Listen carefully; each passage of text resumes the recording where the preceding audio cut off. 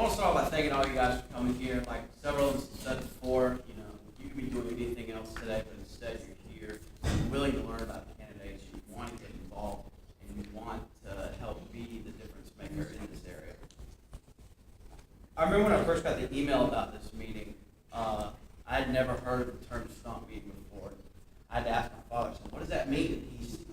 He said, you get up and talk about yourself for a little bit. He's telling all of us who know what a stump meeting is, we're old. Exactly. And so my dad was like, will you just tell him a little bit about yourself? And I said, all right, well. And I asked myself a question. I said, who is Harley Staton? And there's the obvious facts. I'm newlywed. I just got married in December. I'm a devout Christian. I'm an assistant track and field coach. But I kept asking, like, well, there's got to be a little bit more. It's got to be a little bit deeper, and especially in regards to my candidacy. And one thing that kind of jumped out at me is I might be the youngest person on the ballot, probably in the upstate. Out of all the candidates here, quick question: anybody is 25 or younger?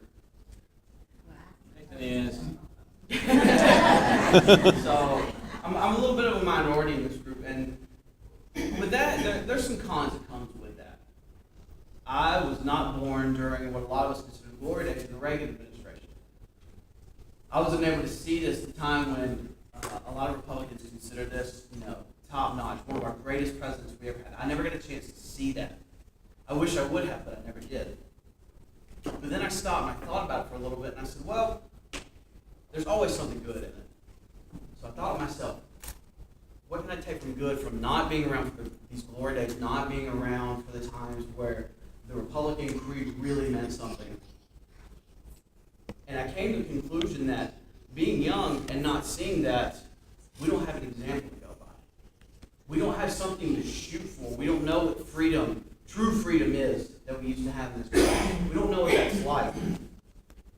And part of me is kind of glad because I see a lot of young people here, a lot of people around my age, and we're getting involved, we're getting more active, and we don't have anything to shoot for. We don't have an example to go. So there's no ceiling for the freedom that some of us are striving to push for. There's no ceiling for the liberty that some of us want to see brought back to this country.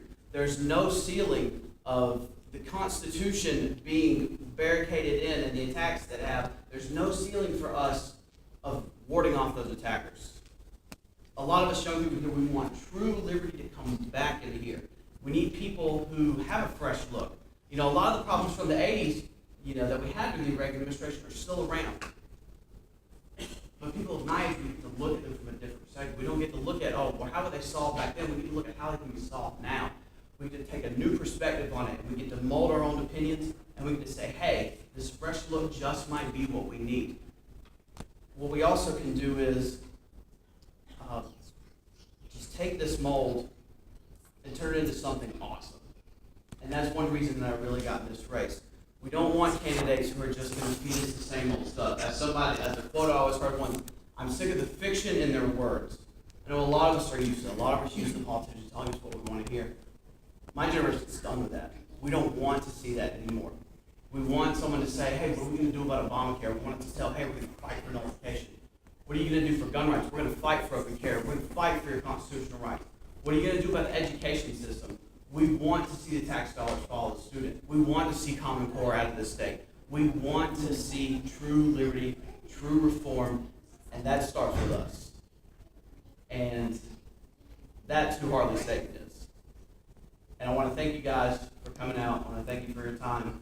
If you'd like to visit our website, it's www.harleystaton.com, and I really hope you consider voting for me in the primary. Thank you guys.